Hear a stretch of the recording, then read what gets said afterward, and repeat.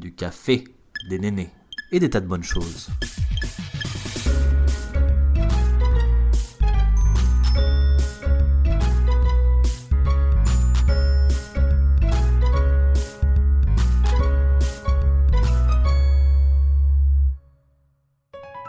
Bienvenue à tous sur Café et Néné. Bonjour, bonsoir et bienvenue sur le podcast. Aujourd'hui, j'enregistre un épisode sur les cheveux bleus. Comment fait-on pour avoir les cheveux bleus et pour les entretenir, et pour les contre, et si je recommande d'avoir les cheveux bleus ou non. Ça va faire un peu moins d'1 an que j'ai les cheveux bleus, et donc je vous explique tout de suite comment on fait pour passer de châtain foncé aux cheveux bleus. Donc tout d'abord, l'étape cruciale, c'est le coiffeur. Je sais qu'il y a beaucoup de personnes qui s'aventurent à faire ça chez soi. Moi personnellement, j'adore regarder ce genre de vidéos en plus où les personnes partent d'un point A à un point B, et souvent le point B c'est des cheveux colorés, bleu, vert, violet, etc. Et je trouve ça fascinant, c'est juste que c'est vraiment pas la façon dont je recommande de faire les choses. Je pense que c'est vraiment important de confier ses cheveux à un coiffeur, même s'il faut mettre le prix. Donc à savoir que ce genre de transformations sont assez longues et coûteuses. Donc pour passer d'un châtain moyen foncé à avoir les cheveux bleus, donc en l'occurrence plus bleu turquoise ou bleu ciel, donc c'est plus de 200 €. Donc ça peut partir de, je sais pas, de 220 à 250 ou plus suivant le salon où vous allez. Et donc pour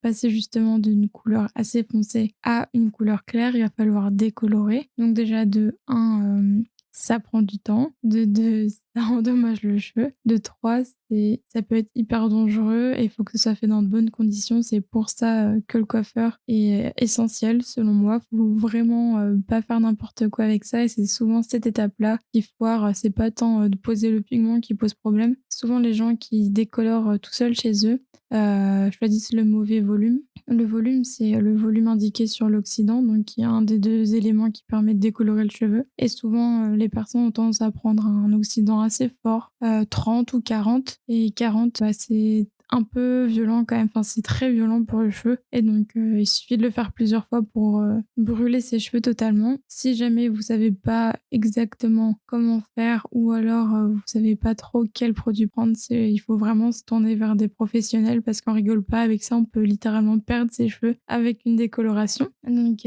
pour tout ce qui est décoloration, il y a des studios qui sont vraiment, des salons de coiffure qui sont vraiment hyper cool dans ce domaine. Donc le mieux c'est d'aller là-bas. Et si jamais c'est pas possible pour vous de par le budget, ce que je peux comprendre aussi vu que ça représente quand même une grosse somme, vous pouvez vous tourner vers quelqu'un de confiance ou quelqu'un qui a de l'expérience. Si jamais vous optez pour cette solution-là, je pense que le seul avantage de cette option-là, c'est de demander à espacer les décolorations. Parce qu'en l'occurrence, plus vous partez d'une base foncée, plus il va falloir décolorer. Moi qui suis pas brune, mais je suis quand même châtain moyen à foncé, il me faut 3 décolorations, c'est-à-dire minimum 2 décolorations. Puis on va appliquer une patine ou alors une décoloration donc plus légère, donc pas avec un oxydant aussi fort, uniquement sur les zones qui veulent pas prendre. À savoir que les cheveux, c'est pas si simple que ça, c'est-à-dire que il y a des parties de vos crânes qui décolorent plus rapidement que d'autres, mais il y a aussi des parties, même sur les longueurs, qui décolorent pas de la même façon. Et c'est là tout l'art de savoir égaliser, harmoniser une tête. Donc un travail de coiffeur en l'occurrence. Première étape, le coiffeur. Trouver un coiffeur de confiance, ça c'est hyper important. Demandez un devis en arrivant, donc pour pas repartir avec un budget beaucoup plus haut que ce qu'on avait de base. À savoir que tout ce qui est soins ou autre, ça peut se négocier, c'est-à-dire que vous n'êtes pas obligé de faire tous les soins qu'ils recommandent, même si s'ils les recommandent, c'est pour une bonne chose. Donc vous pouvez les faire après chez vous si vous avez déjà les produits. Et donc comme ça vous permet de voir les étapes, et en l'occurrence, la plupart du temps, les personnes peuvent vous dire oui, vous aurez besoin d'une seule décoloration. En l'occurrence, si vous êtes déjà blonde assez claire, vous aurez besoin que d'une seule, puisque pour avoir les cheveux bleus, il faut partir sur une base blanche, très blanche, ou alors un blond très clair qui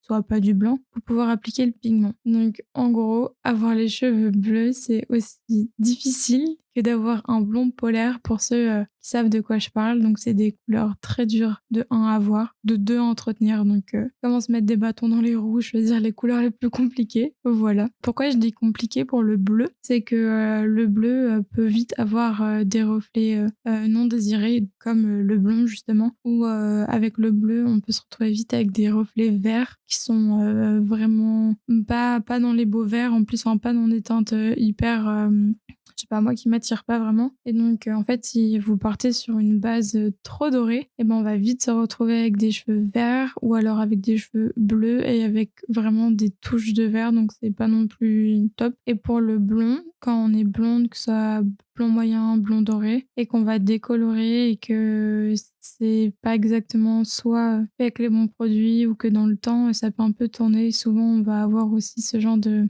reflet pas top, un peu soit bah ouais vert ou alors jaune un peu jaune moche quoi, jaune pipi. Donc voilà pourquoi il faut vraiment essayer de partir sur une base bien propre, donc assez blanche. Donc pour faire ça, pour aller chez le coiffeur, pour faire le devis, etc., pour moi, ça sert à rien d'y aller déjà si on part avec une mauvaise base de cheveux. Qu'est-ce que j'entends par avoir une mauvaise base de cheveux? C'est avoir des cheveux déjà colorés. Alors le henné, n'y comptez pas. Si vous avez les cheveux au henné, il faut pas du tout aller se faire décolorer les cheveux. Il me semble que à moins de 3 mois d'écart, ça peut littéralement genre cramer vos cheveux. Et même après 3 mois, enfin bref, le henné, c'est pas quelque chose qui part comme ça en un claquement de doigts. Et donc la réaction du henné et de la décoloration chimique, c'est vraiment désastreux. Donc ne pas le faire si vous avez du henné. De deux, si vous avez des colorations, dans quel état sont vos cheveux? Est-ce qu'ils sont assez résistants? Est-ce qu'ils sont en bonne santé? Ou alors est-ce que ils sont déjà fragilisés? Dans ces cas-là, s'ils sont fragilisés, ne le faites même pas, ça sert à rien. Vous allez vous retrouver avec des cheveux brûlés. Et mon deuxième checkpoint à remplir, selon moi, c'est ne pas avoir les cheveux trop plats. C'est mon avis, ne pas avoir les cheveux trop plats et donc ne pas avoir une petite masse de cheveux. C'est-à-dire que moi, en l'occurrence, donc ça va faire presque 1 an que je fais ça et j'ai remarqué que je perdais beaucoup plus de cheveux que si je faisais rien comme d'habitude. Et du coup, je m'imagine même pas être partie avec une masse beaucoup plus petite et avoir perdu autant de cheveux. Je pense que ça peut impacter la masse. Donc, si vous avez les cheveux très plats, très fins et vous avez entre guillemets pas beaucoup de cheveux, je sais que c'est très relatif de dire ça, mais je vous conseille pas de le faire. Voilà, c'est tout. Donc, les autres points hyper importants quand on va chez le coiffeur, à savoir, c'est que c'est très long. En l'occurrence, si vous êtes blonde, c'est moins long, il faudra moins de décoloration. Mais si vous êtes châtain comme moi ou brune, donc les cheveux noirs, ça sera hyper long. Moi, par exemple, ça m'a pris à chaque fois entre 5 à 6 heures. Donc, 5 à 6 heures chez le coiffeur, pour moi, c'est comme un goût de perdre des heures quelque part, alors que je pourrais les rentabiliser autre part. Mais bon, c'est un choix.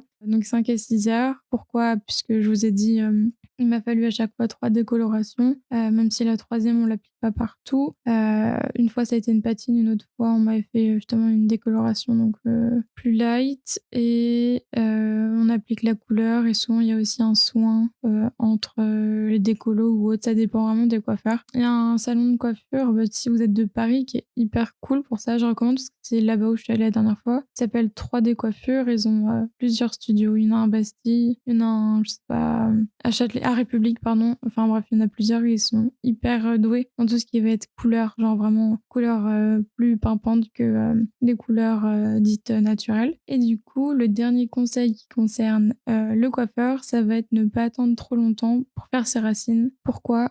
C'est quelque chose que moi j'ai fait et qu'on m'a souvent reproché, que les coiffeurs m'ont reproché, c'est que quand on dépasse je dirais 3 cm, 3 à 5 cm, ouais 5 cm, je pense que je suis arrivée avec 5 cm de racines. La personne m'a dit que c'était beaucoup moins facile pour elle. Déjà, il me semble que le cuir chevelu, quand on décolore, il a cette capacité de en fait, chauffer et par la réaction chimique de se réchauffer, la décoloration prend plus rapidement, c'est plus efficace et plus on s'éloigne du cuir chevelu, du coup ça prend pas la même façon. Donc il me semble que c'est déjà pour ça. Et de deux, apparemment c'est par rapport à la manipulation, étaler le produit, c'est beaucoup plus complexe de faire 5 cm de cheveux que d'en faire 2 ou 3. Donc c'est si j'ai bien retenu l'information de la coiffeuse. Ensuite, partie 2. L'entretien, parce que c'est pas tout d'avoir une jolie tête. L'entretien, ça va faire beaucoup. Déjà, il va y avoir tout ce qui va être shampoing et après il va y avoir tout ce qui va être entretien vraiment avec le soin et les conseils de coiffure. Donc en premier lieu, le shampoing. Si vous êtes team vous lavez les cheveux tous les jours, c'est peut-être pas ce qui vous conviendra. Je sais qu'il y en a qui le font quand même et que ça leur va très bien, c'est juste moi je vous donne mes astuces au fur et à mesure. Donc le shampoing shampoing, c'est vraiment recommandé de se laver le moins possible les cheveux. Par là, j'entends si vous avez l'habitude de vous laver très souvent les cheveux, du coup que votre cuir chevelu regresse très facilement, ça va être dur la période d'adaptation. Et si vous avez l'habitude de vous laver pas régulièrement, moins régulièrement pardon, les cheveux, ça va vraiment vous aider, puisqu'en fait, en décolorant votre cheveu, vous allez vous rendre compte qu'ils regressent pas du tout de la même façon. Moi, déjà de base, j'ai pas les cheveux qui graissent facilement, mais alors depuis que j'ai les cheveux décolorés, encore moins. Franchement, c'est comment dire. Avant, je les lavais 2 fois par semaine, et maintenant, je les lave 1 fois par semaine, et ils sont jamais gras. En fait, les seules fois où ils vont être gras, c'est parce que j'ai appliqué de l'huile dessus. Ils sont jamais vraiment sales, puisqu'en fait, il s'agit d'un cheveu qui a perdu de tout son éclat. On l'a décapé pour mettre un pigment dessus, quoi. Mais du coup, bien sûr, enfin, si on régresse un petit peu du cuir chevelu, mais en fait, pourquoi il faut moins souvent se laver les cheveux? Pour éviter de le fragiliser davantage, pour éviter de perdre le pigment. Ça va être vraiment dans le but de le protéger. Donc, si possible, se laver les cheveux 1 fois par semaine. Effectuer un shampoing repigmentant ou un soin repigmentant. Ça, c'est vous qui voyez, le shampoing, il est vraiment plus vendu dans le sens neutraliser les mauvaises nuances, les mauvais tons. Et moi, c'est vrai que j'ai tendance à faire les deux, à alterner. Pas à chaque shampoing. Du coup, j'utilise un shampoing normal. Plutôt, je vais faire un bain d'huile avant, puis je vais utiliser un shampoing normal. Quand je dis normal, du coup, c'est pas un shampoing bleu. Et puis, une autre fois, je vais utiliser le shampoing bleu et je vais utiliser soit un après-shampoing, soit pas d'après-shampoing. J'essaye la plupart du temps d'appliquer soit un bain d'huile, soit un après-shampoing. Mais en fait, ce que je fais tout le temps, c'est que j'applique un baume végétal sur mes cheveux. Donc, moi, c'est un beurre de mangue. Mais sinon, j'utilise la plupart du temps, depuis des années, de l'huile de coco, même avant d'avoir les cheveux décolorés. Ça permet de vraiment de les nourrir,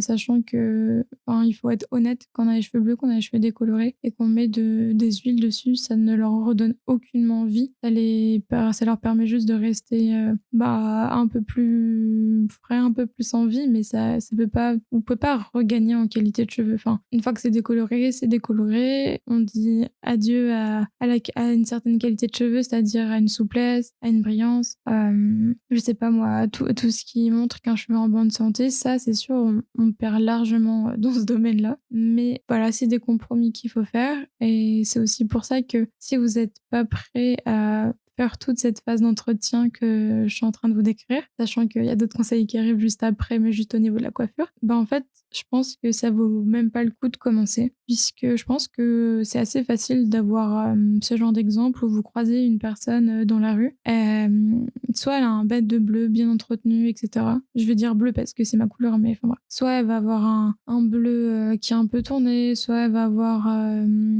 ça c'est hyper beau, mais du coup je pense pas que ça c'était un espèce de verre d'eau, c'est-à-dire un bleu-vert hyper délavé, hyper clair, qui est dû juste au fait de se laver les cheveux sans repigmenter. Du coup, ça, c'est la couleur en soi, c'est pas un critère de bonne santé, c'est l'état des pointes, l'état du cheveu en général. En gros, si vous avez pas le temps, pas l'argent et pas l'espace mental pour faire tout ce qui est entretien, je pense même pas que ça vaille le coup de sacrifier ses cheveux entre guillemets dans un premier temps. Il vaut mieux juste les garder et les entretenir un petit peu, mais qu'ils soient pas décolorés. Voilà.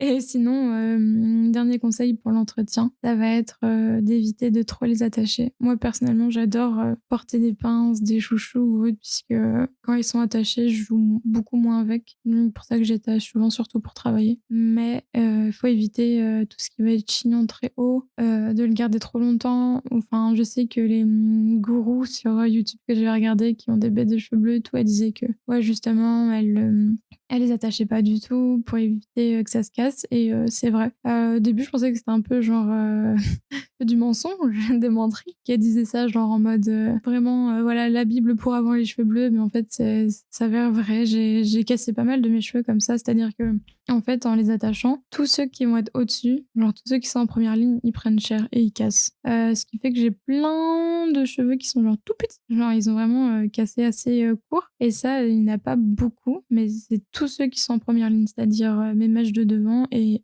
mon dessus de crâne. Il y en a vraiment beaucoup qui ont cassé. Ce qui fait que ça, c'est clairement dû au fait de les attacher, au fait qu'ils soient tirés. Ça casse. C'est comme les pointes que vous avez déjà dû voir en mode tu tires à pointe fourchue, elle pète d'un coup. C'est la même chose, mais ça se crée au-dessus à cause du port de chouchou ou autre. Et sinon, pour tout ce qui est entretien, que j'ai oublié de dire un peu avec l'étape du shampoing, etc., c'est la chaleur et le type de cheveux aussi du coup. Si vous avez les cheveux type bouclés ou frisés ou même ondulés, parce que ondulés parfois ils sont un peu plus sensibles, il faut vraiment éviter d'utiliser de la chaleur, donc sèche-cheveux, boucleur, lisseur, tout ce que vous voulez. Il faut vraiment éviter d'en appliquer parce que en fait tout ce qui va être chaleur, mais ça va être même l'eau que vous utilisez pour vous laver les cheveux. Et par rapport à ça, pareil, les beauty gourous que j'avais regardé par rapport aux cheveux bleus disaient moi je me lave la tête à l'eau froide, du coup pas du tout de chaleur sur mes cheveux, voilà c'est le mieux.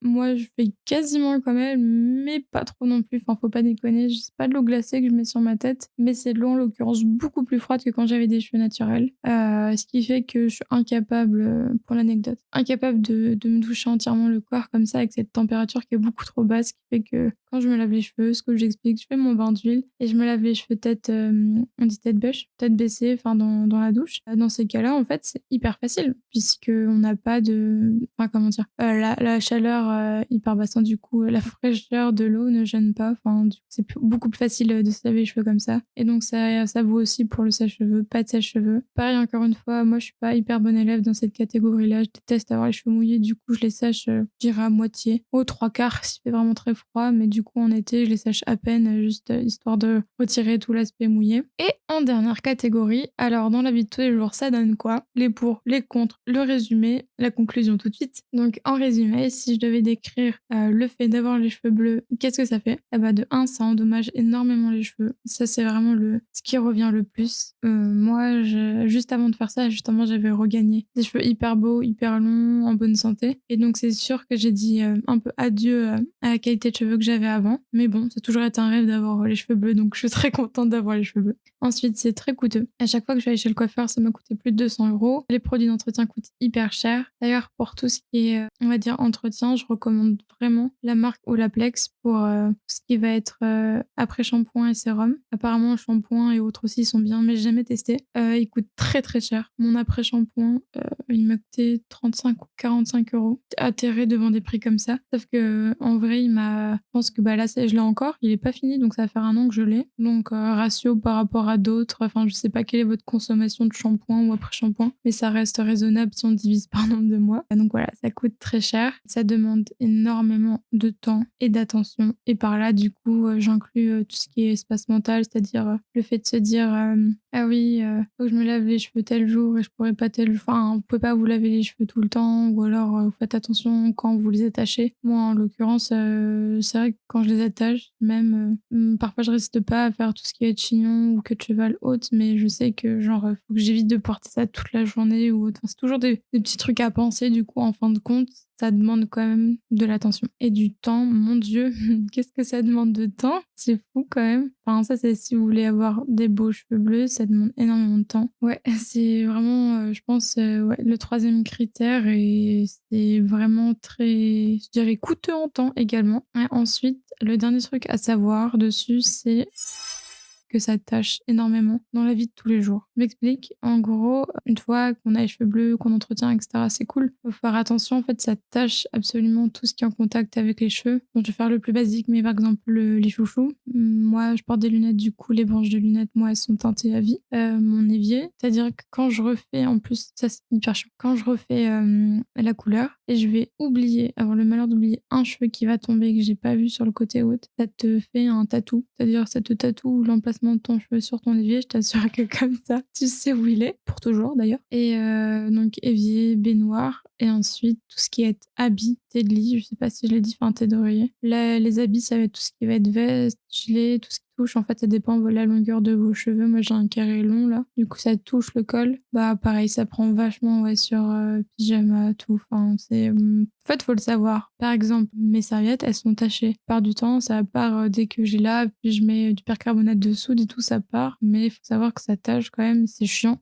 Pareil, c'est du temps supplémentaire de nettoyage. Donc voilà, il faut le savoir. Et donc, si je devais conclure sur est-ce que je recommande de le faire quand même, moi, je dirais que seules les personnes les plus patientes et les plus passionnées de cheveux bleus devraient ou pourraient le faire, dans le sens où moi, je regrette pas du tout de l'avoir fait. Donc là, ça va faire 1 an et je pense pas repasser une couleur naturelle. Et auquel cas, je repasse une couleur naturelle, je garderai les cheveux décolorés que j'ai mis tant de temps à aimer et à soigner sur ma tête et je le laisserai repousser en faisant ce qu'on appelle une espèce de fondu entre mes racines et la couleur. Mais j'adore mes cheveux, malgré le fait qu'ils soient beaucoup plus secs qu'avant. Voilà. Ma conclusion, c'est oui, ça vaut le coup, mais ça vaut vraiment pas le coup pour tout le monde. Et si vous n'êtes pas quelqu'un de soigné, entre guillemets, c'est-à-dire qui a du temps à perdre dans ça, puisque moi, avant clairement d'avoir les cheveux bleus, je passais tellement pas de temps sur mes cheveux. Enfin, c'est un des trucs où je passais pas du tout de temps. Alors autant ça m'arrivait de faire un bain d'huile tous les